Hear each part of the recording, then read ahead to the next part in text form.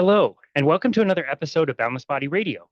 I'm your host, Casey Ruff, and today we have another amazing guest to introduce to you now.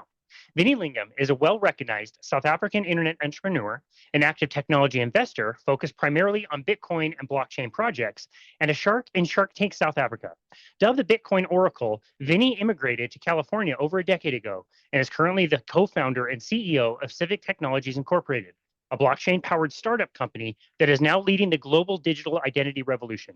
Prior to Civic, he was the co founder and CEO of Gyft, a mobile gift card company founded in 2012 and backed by Google Ventures.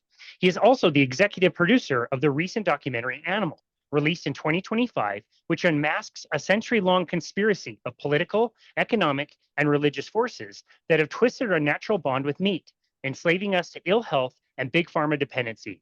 Through bold interviews, historic revelations, and groundbreaking science, it shatters the nutritional myths and dares us to reclaim the ancestral diet that fueled our evolution.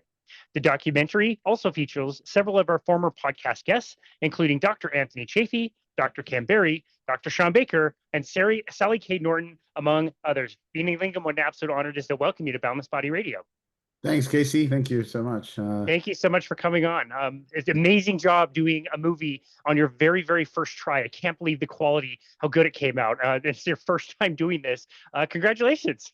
Thank you. Thank you. Just learning learning the business and experimenting and trying new things.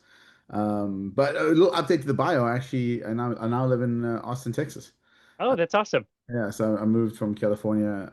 So I've been in the US for like 18 years now.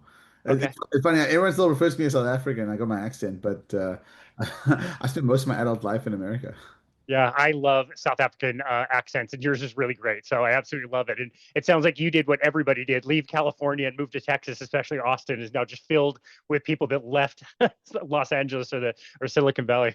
Yeah, I mean, Austin's obviously really great for health and wellness. There's a huge sort of a huge movement around that, and then film as well, Yeah. which is great. And then yeah, food. I think Austin's like the place to be. I think I I'm finding a great social scene there as well. Amazing. Yeah, I've been there a few times for the KetoCon, and then eventually would change its name to the Hack Your Health Conference. And man, I got to tell you, that downtown area and all the great barbecues, Cooper's Barbecue, huge shout out to them. They do the best Yeah. smoked ribeye that is so delicious. I crave it all the time. So make sure you go enjoy one of those for me at some point this week. I haven't been to Cooper's yet. I'll try that out. It's amazing. Oh man. So like I said, this is your first time doing a documentary. Obviously, there's a story here with you and your own health. Obviously, we mentioned in the introduction everything that you've done, incredibly successful, becoming an entrepreneur, starting several different companies. I just wanted to talk to you a little bit about your professional career and how that coincided with your own personal health and the path through both of those. Sure. So I think when I started off as an entrepreneur, and as you should, especially in your 20s, you kind of prioritize the company and the people you're employing and the investors over your health. And it's a very common thing that happens. Startup founders, they start companies like, when I was working at a job, I was like, really fit. I was, like, I mean, my body fat, my low was 7%. So I was, really fit and ripped in my younger years, in my early 20s. And then you start a company and then you've got to like make sacrifices, like, maybe not spend 2.5 hours a day in the gym. You spend like 45 minutes, 3 days a week. And maybe, it cuts into your exercise time. And then you have these crazy weeks or months where you're trying to get a fundraise done. And it's like 3 months worth of like day in, day out. Or I sold my one company. It took me 6 months, 7 days a week worth of working to sell the company. Wow. And so you sacrifice your health, right? Eventually, like over multiple years or decades, it adds up. And I found myself in 2018 with a health crisis. And I had tried everything up until that point. I tried being a vegetarian for nearly 2 years, which was horrible for me. It was I got sicker and I put on more weight than ever before. I started having, gut issues and, just weird stuff was happening to me. And this is like, this is before even the COVID, vaccines came out and that sort of thing. Because it wasn't related to that. I know a lot of people have had issues with gut after the COVID vaccines, and so I had a ton of issues. And I went for endoscopy after endoscopy, and and they couldn't figure out what was wrong. And the doctors are like, "Hey, you're fine." I'm like, "No, I'm not fine. I'm taking 30 Tums a day to keep the acid down." And I had all these issues. It was horrible. I had an ulcer. Um, Anyway, long story short, I was at the point where I didn't want to live anymore. I was like, nothing suicidal, but I was like, this is not a life for me. I've got to figure this out. So I packed up out of this San Francisco Bay Area where I was living at the time, and I moved down to San Diego because I wanted to go and get some medical and just take life a little bit easy for a while. And I did that. And I tried a bunch of things. I eventually found a functional health doctor who just diagnosed me with SIBO, which was like 7, 8 years ago, where it was still not really well known. People didn't know what it was. And I remember even going to my insurance company wouldn't pay for the drugs. It was like $2,000. They were like, no, you've had an endoscopy. And they referred it to their gastro. Their gastro looked at my results, like there's nothing wrong here. They weren't going to pay for like antibiotics to fix it. And I actually took the antibiotics and wound up working. So within 3 weeks, I was 80% cured. And then I spent the next, year or so on a low FODMAP diet, just, reducing the FODMAPs, and a bunch of other protocols. And eventually things got okay, but they were never great. They were just okay, like livable. But what I did notice was I was eating a lot of fiber, and the more fiber I ate, the worse my gut issues became. And my wife was having issues with some sort of weird autoimmune thing. It just kind of popped up randomly. And so whenever she would eat like seafood or something, she'd get like hives. And we couldn't figure out what it was. And so I was like, I had heard about the carnivore diet and it's a good elimination diet. So I said, look, I need to fix my gut. You need to fix your autoimmune issues. Let's try carnivore for a couple of months and see how it goes. And I did that. And what is the most surprising thing for me is all the detox that happens in the first 3 weeks of just eating meat and eggs and butter. I had so many like oxalate dumping and just a whole bunch of things like and after that the first couple of weeks is kind of tough and then you get like sick of meat. You just don't want to see meat again because every meal it's just meat, and then you go over the hump and all of a sudden things start looking really good. The workouts get better, your body's in ketosis constantly, you just feel good. And I mean, I tried fasting before that. I did like a 2-day fast, and I tested my ketones and there were nothing there, after 2 days of fasting. It was just like, so my body, what I realized, my body wasn't very fat adapted until I did carnivore. And after carnivore, my body's become very fat adapted. So I get to high levels of ketosis now. And I've trained my body to burn fat over carbohydrates. Anyway, skip further ahead. This is like 2022, 23. I started thinking to myself, hang on, there's something to this carnivore diet. My wife was fully healed. She actually went back to eating seafood or whatever else, no issues. She's, and the real question was, how do we like spread the word that this actually is works? Because when you go online, it's all this like misinformation about carnivore diet, and it's not for everyone, and it's definitely not for everyone all the time. I think it's something which you can use as an intervention. Then I think like the older you get, the more you need to focus on these things. The younger you are, the more you can have a bit of more flexibility with metabolic flexibility with carbohydrates because your insulin's more sensitive and in your body, and like. But when you're getting older and you're like in your late 30s and 40s, I think ketosis is the way to do it because you don't need the carbs to like boost muscle growth and whatever else. You're trying to do maintenance at that point. So I think it's just different strokes for different folks. But I felt that the carnivore diet was one which was a low toxin diet. It was a low carbohydrate, zero carbohydrate diet, effectively. And there's a spectrum between carnivore and veganism. And the right answer for me is somewhere closer to carnivore, so maybe animal based or keto or ketovore or something like that, as opposed to being vegan. And I just felt when I went to Netflix to trying to find information about this, it's just vegan propaganda. And I know how bad the vegan and vegetarian diets were for me. It was just horrible. And so I just felt no one else has done this. So I personally funded the film, put $1 million in. Um, Probably won't make the money back for years. It's just the way the world works with documentaries. Nobody really wants to pay for them, but it is for sale on Amazon and Apple, and it was number one in 5 countries, and it did really well.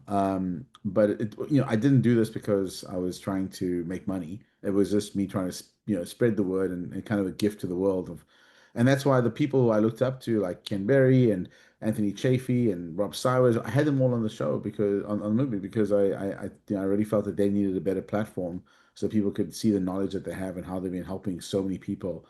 Sean Baker as well, and that's why I did it. And I think it's been a really good experience for me learning how to make movies. I'm going to be making a few others now, not non-documentaries.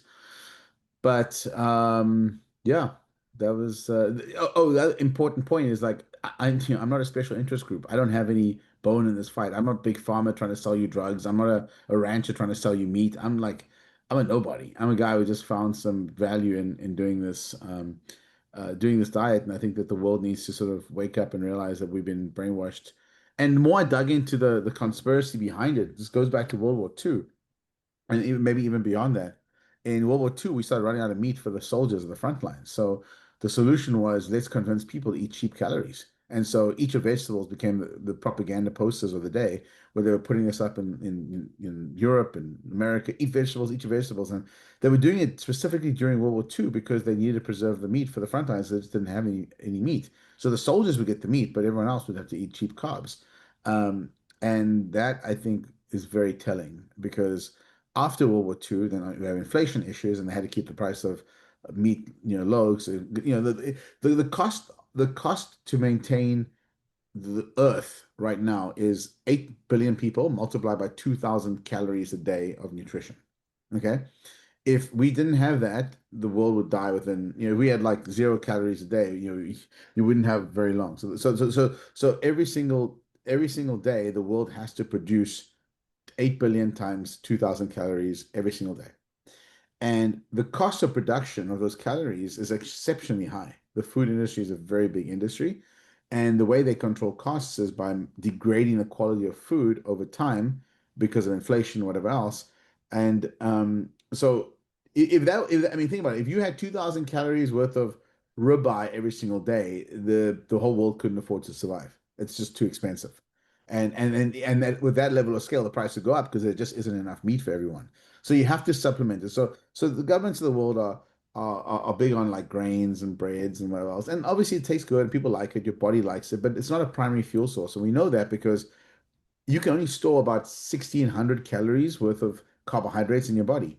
So That's right. it was a primary fuel source you would have be able to store endless supplies of it, but it's not. You have to keep ingesting it. So if you're out running and you're in 2 hours into your run and you're burning 800 calories per hour, you're done. You got no more carbs there. Obviously, your body switches between fats and carbs, so maybe you can go 4 hours or something and burn maybe 50-50 or depends how fit you are. But we can store endless amounts of fat.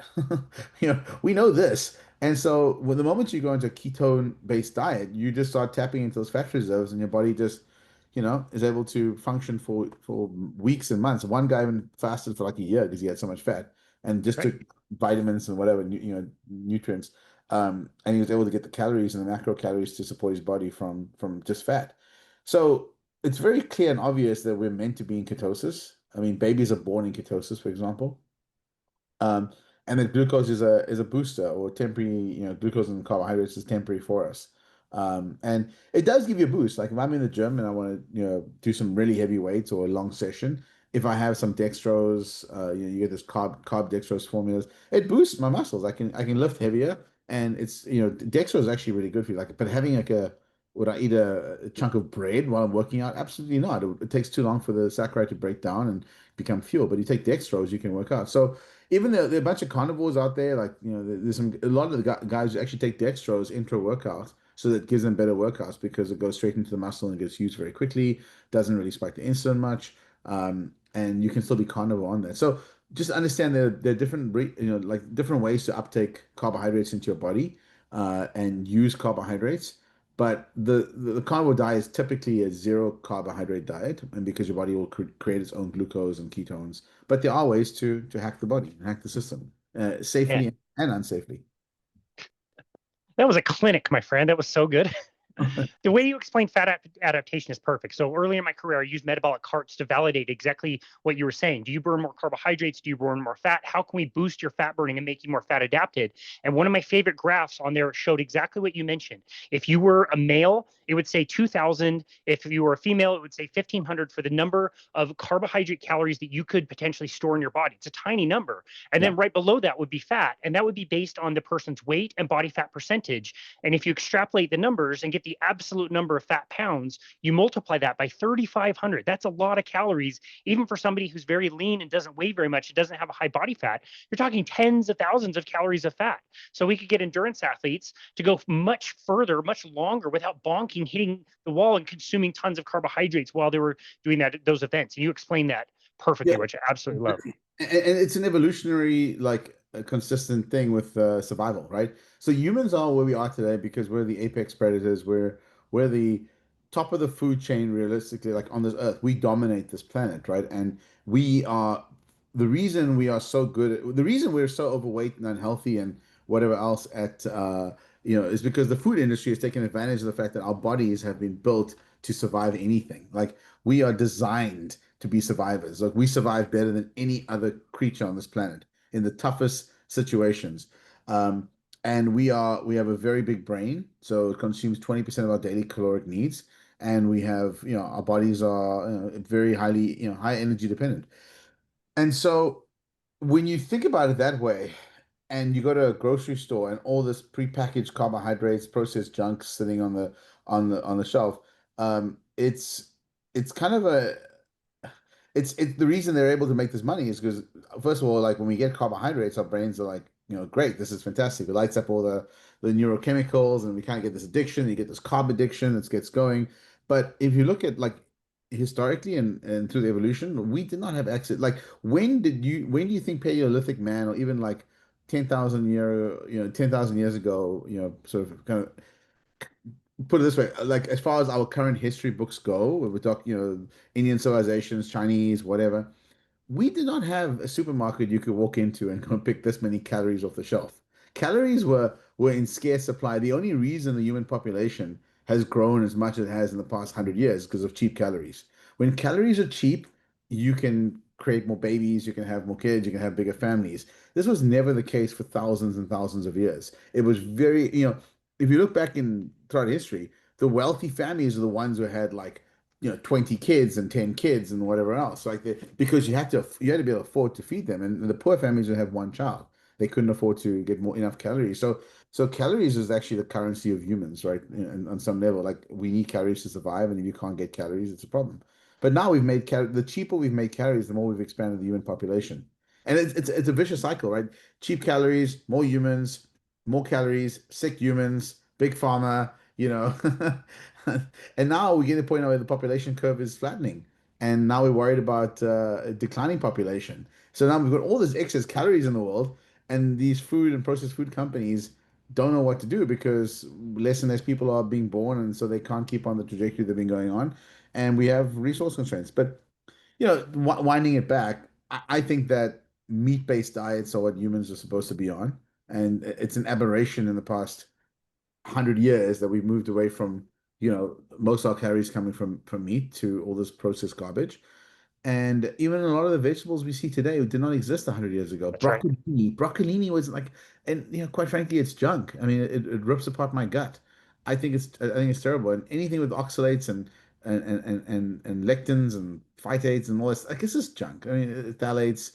I mean, we are poisoning ourselves. So I think go back to basics. My lunch today was 2 cans of sardines and some. I had some kimchi and two pickles. So I'm okay with pickled vegetables. It was pickled and fermented. That's actually good, really good for your gut. Not in large amounts, but small amounts. But like I would never eat like boiled broccoli anymore or something like that. Like it just wouldn't do it.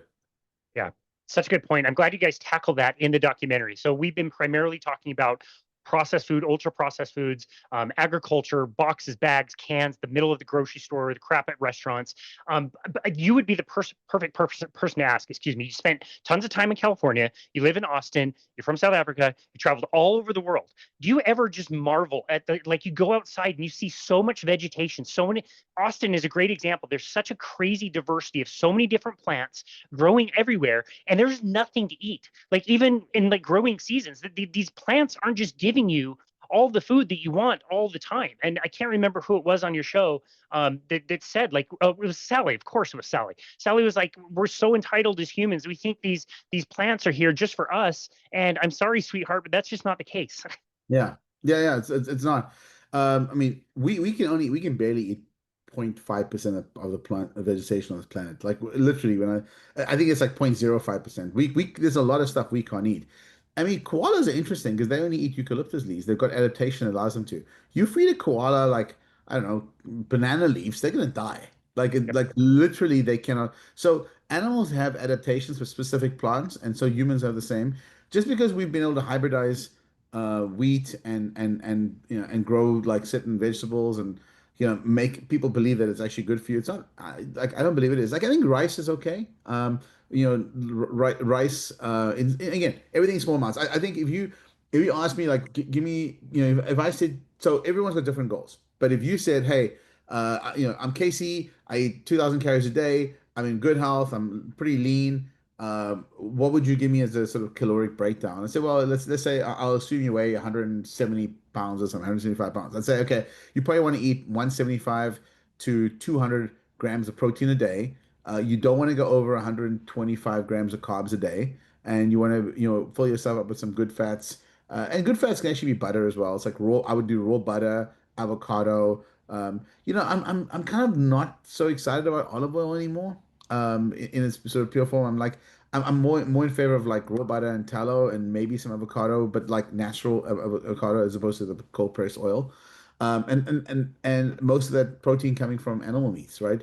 And as low fiber as possible, as much as I try and go like as I try and go like less than 10 grams of fiber a day, probably down to, I mean, some days it's just zero because I just don't eat anything except meat. So, but I'll eat strawberries. I'll eat, cheeses, strawberries, and I'll eat maybe raspberries. And I don't eat blackberries because it's high in sorbitol. But I eat, what's the other one? Strawberries, blueberries. So I think, like a very healthy diet is berries, cheese, meat, and maybe some pickles here and there if you're trying to deal with some gut issues. It's just good for popping in your gut.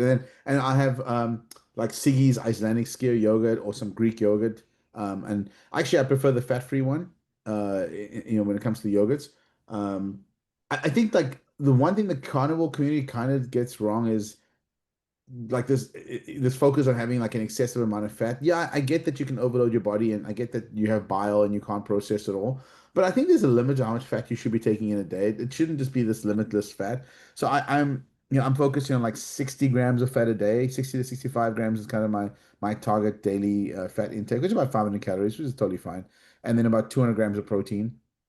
Um, and carbs maybe like I think if the guideline for ketosis is normally less than 20 grams of carbs a day. So for the most of the part, I try and keep it at less than 20 grams of carbs a day, even when I'm having yogurts and some berries.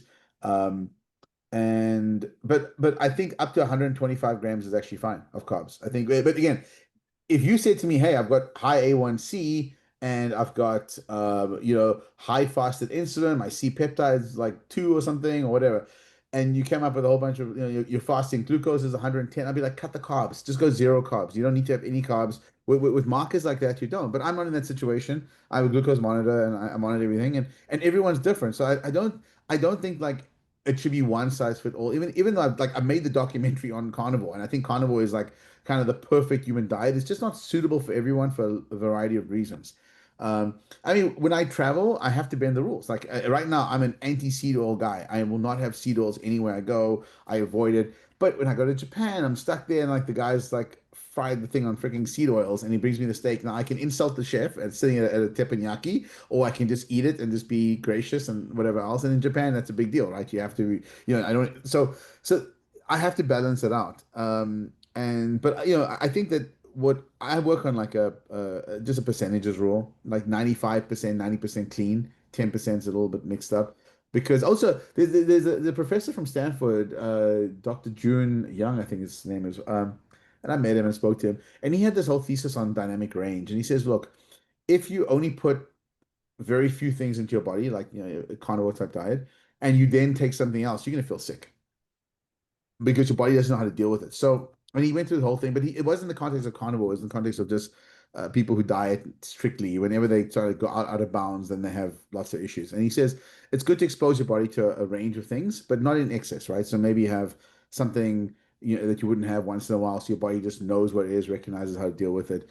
But then I'd still preface that by saying, as long as you're not suffering, yes, go ahead. If you go to Japan, Japan's an interesting place because like if I go in a restaurant, order a steak, and and you can ask, they don't really speak English very well, so it's very hard to explain what you want. You get a steak out, and they come in, and I can taste this marinated and this freaking sugar in there somewhere, But like again, what do? You kind of eat the steak and you move on, right? And you go to other countries, I'm sure you have the same problem. You order like in Germany, you order some sausage, and there's probably some sugar in there as well. But that's the thing. I think people get too wound up on perfection, and I think it's more about balance and saying I would like my diet to be 95% clean, and I'll make exceptions when I need to. Yep. No, that's perfectly well said. Especially, I love what you said about the fat and the carbohydrates and how strict to be. Like before this episode is going to drop, there's going to be an episode dropping with a woman who reversed her MS, literally reversed her MS on a carnivore diet. Mhm. She has to eat super high fat. She can have zero carbohydrates, and it does not have MS anymore. Like that's like totally different motivation than what you're explaining. And I really Exactly. love that. Yeah, it did, and you show that so well in the documentary that like there are people there that are doing the full carnivore diet. There's other people there that are not, and they're just saying like animal products are the most nutrient dense. You can choose where you want to be in that range and what your motivation is, but it's certainly not like everybody has to do carnivore. It's more like some people can do carnivore and they love it and they thrive, and other people don't need to. I got that theme out of your movie quite a bit. Yeah, exactly. And we wanted to be balanced because I think the thing is this, like the movie wasn't meant for people who aren't suffering. I put the movie out to help people who are suffering, and that's a much smaller audience, right? It's a smaller audience because the people who, the general population, I mean, maybe it is a bigger audience. I don't know, but I think the people who are motivated to watch this movie are people who are like someone's told them you should be on carnivore diet or you should, like if I was diabetic right now and I was injecting myself with insulin every day, like I would just go carnivore. It's the simplest thing in the world. And I actually put my brother who's diabetic on this and he's been fine. He's lost weight. His sugar is lower than it's ever been, even with insulin. And he's just pure carnivore. And and he appreciates that, right? Because like it's helped him and it explained to him after you. And by the way, he didn't listen to me for years after I made him watch the movie when it came out. Then he switched like the next day. And so the movie really presents the facts in a way which and by the way, this is part of the problem we've had. It's like it's we've got a lot of people. We've been trying to distribute the movie and self-distribute it and not be censored because there's censorship that happens. Like if you go search Google for animal documentary, you're gonna find forks over knives in number one. Like and that's because like there's this predisposition towards vegan and vegetarian diets from Silicon Valley, and so we survive the movie survives like its legacy survives on people telling people about it. And because we tried getting interviewed by, I don't know, we had a PR agency, like 20 or so mainstream media publications. No one would cover us. We're number one in 5 countries simultaneously in documentaries. No one would cover us. They don't want to write about it. The writers are vegan. They don't want to write about this stuff. They don't want the reviewers are and so we've got this like weird thing in society right now where everyone is so brainwashed about being vegetarian and vegan. I think it's good for them, and it's just not, and objectively not. And so but whatever. I can't make people get healthy. All I can do is present the facts, and if they choose to go, like people still think saturated fat causes heart disease, and I've spoken to heart surgeons. I've spoken to so many people when I did this movie, and the consensus is like, no, this is just a lie that's being fed because the drug companies want to keep selling statins to people. Totally. Yeah, no, that's so well said. And I think that speaks volumes about how important media like this is. When you say, like, you've been telling your brother for a long time about this, it was only when he saw the movie that it's like, oh, wow, there's all these 10, 12, 15 experts that are all saying the same thing in a similar way, which makes me want to ask, how did you choose who you wanted to be in the movie? Part of it was scheduling. Unfortunately, there are a couple of guys we really wanted to get in. I won't mention names, but we just couldn't get them to. We couldn't get the scheduling right before we had to go to edits and phase, and we had tight timelines on the filming. But I would say my number one, my top draft picks were all in. So it was definitely I would say Sean Baker, um, Anthony Chafee, Ken Berry and Robert Sires were my top guys there. And we obviously have Eric Berg and Sally Norton and Judy Cho and a whole bunch of other great people in it. But I think all and I follow and listen to all of them, so I wasn't really like, oh, I have to have this particular one. But we try to get as many as possible. We missed out on a couple, but um, we got their vision and we got their view out. We actually have a lot of footage. We could make an animal too if this was ever really successful because we really have the footage to make a second cut or a second edit of all the stuff we couldn't include in the first one, like the advanced edition. But these guys are really passionate about helping healing people, even to the detriment of their own careers, which is amazing.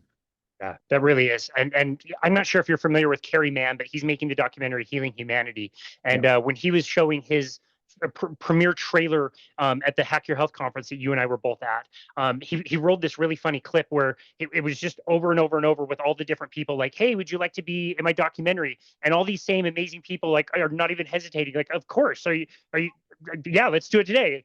Hey, would you like to be in my documentary? Like, yeah, of course, I'd love to be in your documentary. Like the reaction of all of them is the same because you're right. They're all so enthusiastic about how they present the message. And as you were coming up with the name and coming up with a storyline, you with the different chapters in the movie, there's all the different storylines that I really love. You talk about regenerative agriculture, you talk about our history and evolution, you talk about plant toxins and how good beef is, and this storyline behind it, like all the cholesterol and all that stuff. You cover all that really well. Is there one that stands out to you as kind of your favorite story to tell in the movie? I think that the story around okay, if you ask me like what do I focus on the most in my health right now, and how do we tell that in the movie? I really think it's about the regeneratively raised farming situation, because the quality of the meat you eat will dictate the outcomes of your health.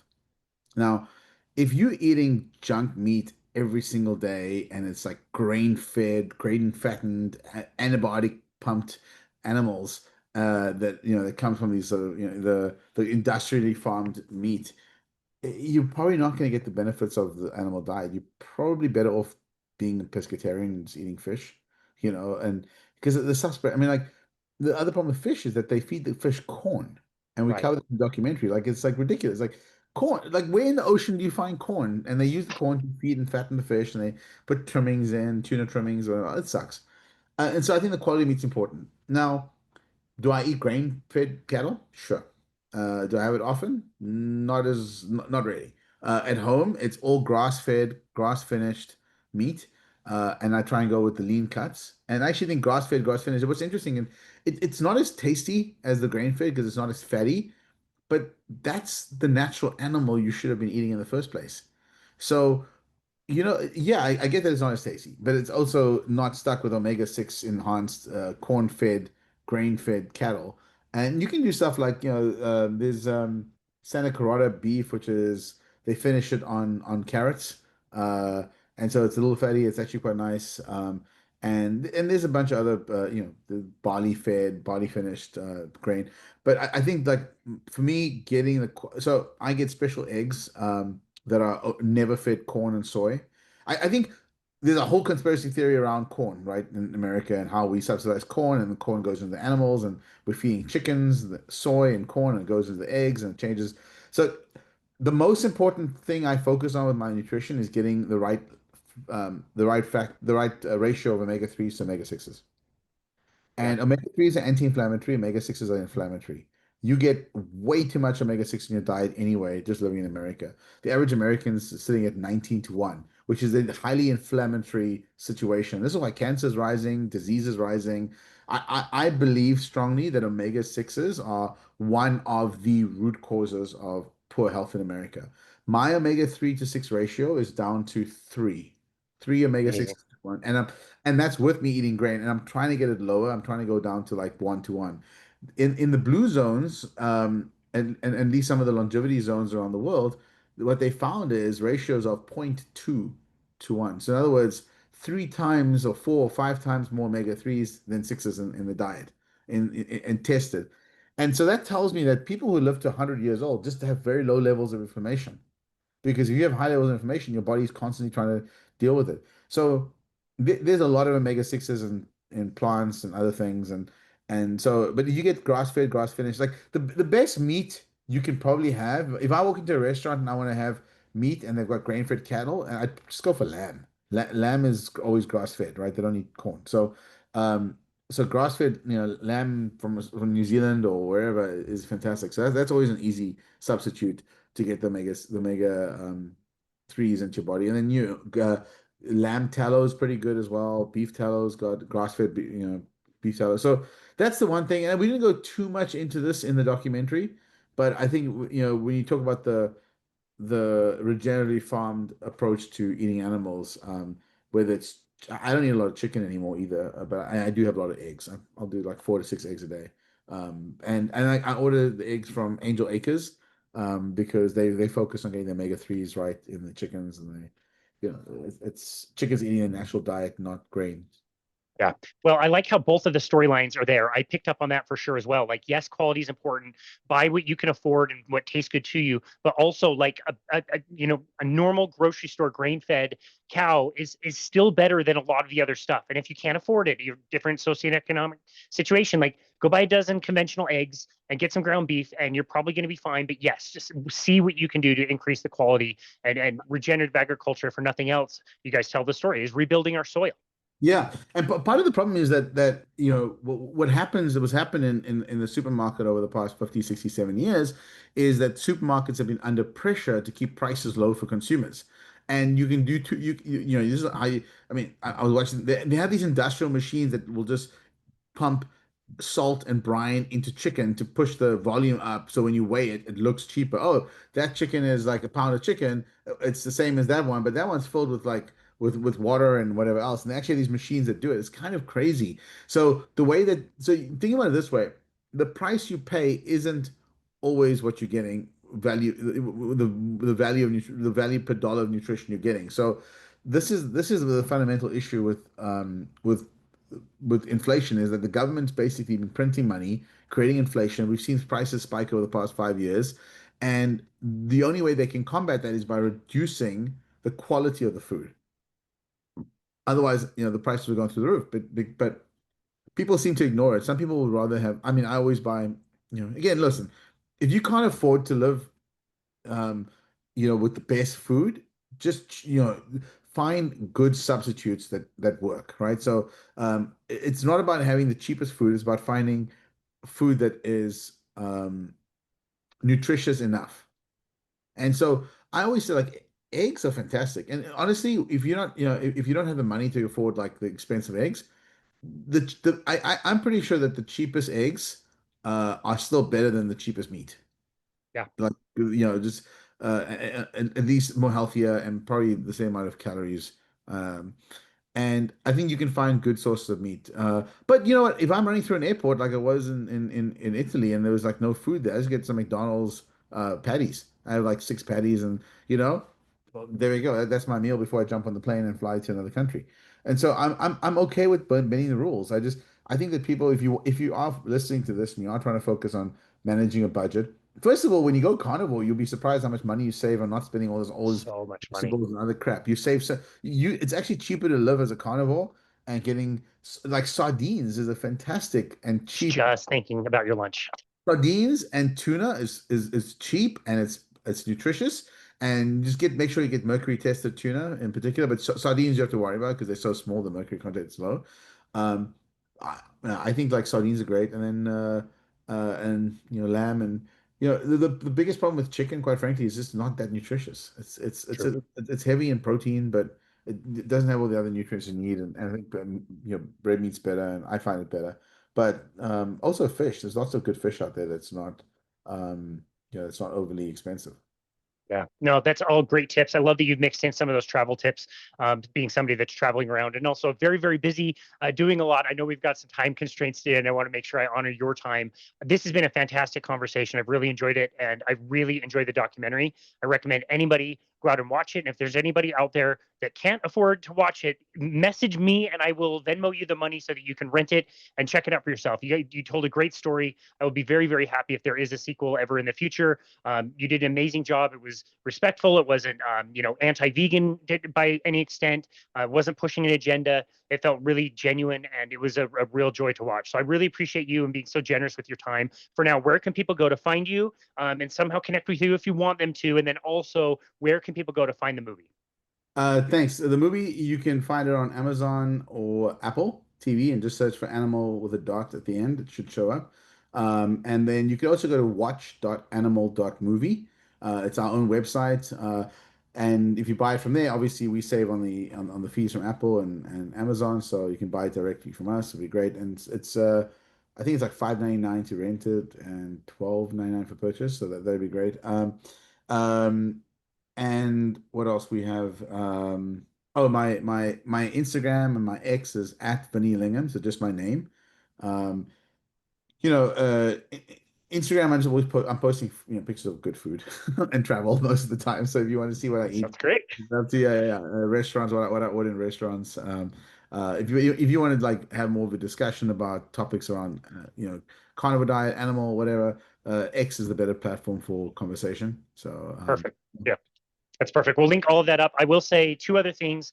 It is important to add the dot, like you mentioned, type in animal and add dot because I put in like animal documentary, and of course, every nature show ever made came up before. lions, tigers, the whole lot. Exactly, all kinds of stuff. And then, secondly, if you watch this movie, be sure when you're done with it to leave a rating and review. It's really, really important to rate and review it so that other people can find this and we can get this message out there. However, we can share that is going to be really helpful. So, No, absolutely. And if that's the case, like we really appreciate all the reviews we can get on the major platforms. absolutely.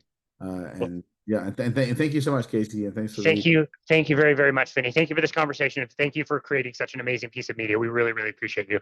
appreciate it. Thank you. You got it. And this has been another episode of Boundless Body Radio.